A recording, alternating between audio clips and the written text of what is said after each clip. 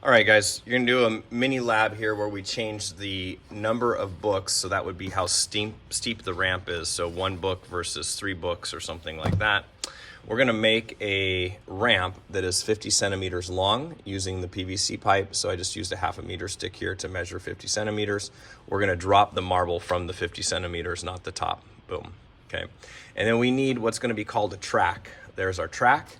And this right here is gonna let the marble roll in a very low friction environment. So the marble shouldn't slow down very much once it hits there for a meter.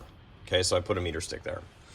What you need to do is you need to get the time of the marble on the ramp. That would be starting here and stopping there. And you're gonna do that 3 times. So you're gonna start your stopwatch here. Start, I have one. Start, stop, okay?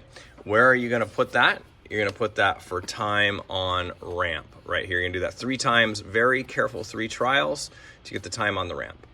Then you also want the time on the track. This represents the final speed of the marble since it doesn't slow down very much. So what you're gonna do is you're gonna let it go. And then once the marble hits right here, you're gonna start your stopwatch, okay? And you're gonna time it until it gets to the end of there.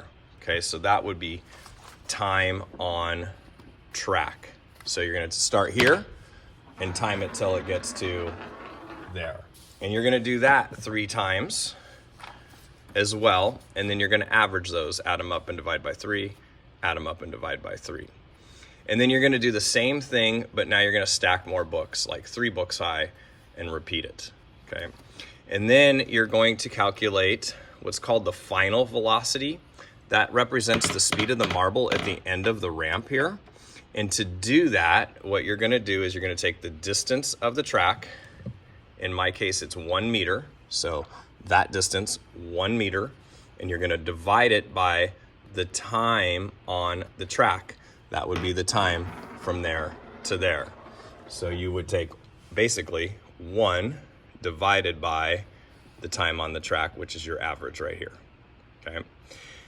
That's gonna give you the final velocity of the marble when it left the ramp, okay? Then we can use that to calculate the acceleration of the marble down the ramp. You know the final velocity because you just calculated it. You're gonna subtract the initial velocity, which would be 0 because it's not moving there, divided by the time it was on the ramp here, the average time on the ramp. And then you can calculate the acceleration rate.